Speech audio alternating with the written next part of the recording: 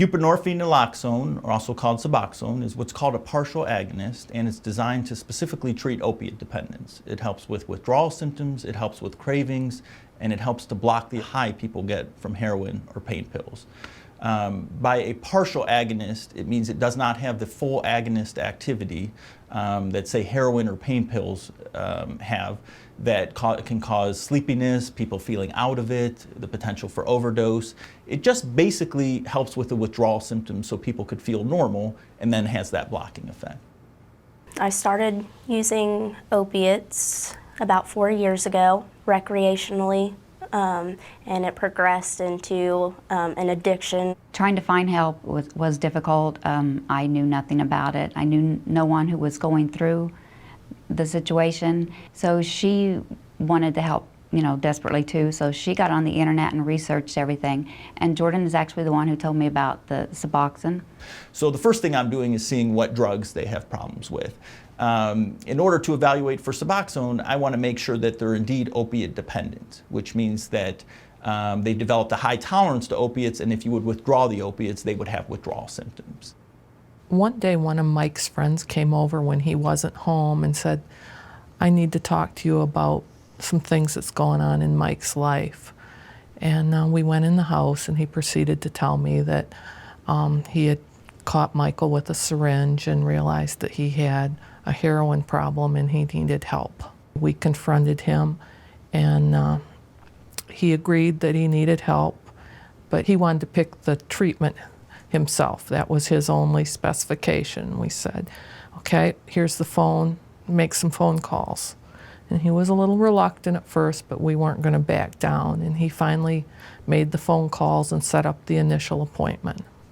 I hadn't really tried any other method of treatment other than just trying to detox by myself. That hadn't worked, I just relapsed, went right back to it. I had heard of Suboxone. I knew of Methadone as well, but the daily visits just weren't going to work for me. When people start taking Suboxone, when we do that first induction, they usually say, I feel normal. I have not felt normal in years. I actually feel normal. Do they feel high? No. They don't say it's high. Now they might, some of them do say, I feel a little bit of a surge in energy, and that's most likely because they've just come out of withdrawal, which is a lot of fatigue. So now they've had some energy, but they don't appear out of it. I mean, if you were to line 100 people up and look at them and say, could you guess who's on Suboxone? No. Sometimes when I wake up in the morning, I have I wouldn't say withdrawal, but I would say, uneasy feelings, but after I take the Suboxone, it really normalizes me, makes it so that I can just do everything that I need to do in the day. We did observe a change in Michael. He's really an intelligent individual. Before there was an unwillingness to communicate or be part of the family group. I think taking the medication helped bring him back into our family.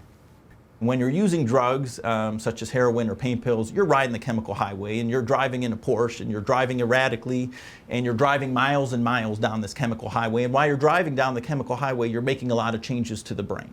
Okay, so your brain, after you've traveled months, years down this chemical highway, is very different. Now your brain's reliant on opiates and actually has a reduced number of opiate receptors and lots of other changes that basically, are involved in this disease of addiction. And so the way I see it is you have to travel back. And you're not going to travel back overnight. And the metaphor I like to compare Suboxone to is your minivan. You're getting out of your Porsche, which is driving erratically, but it's caused you all sorts of problems. You're driving safely. You're driving safely back, and that takes time. It's not going to you were doing this for months or years, driving down this chemical highway, changing your brain. And the way I see it is you've got to head back slowly. You've got to head back, and it could take months or even years to kind of get back where you started.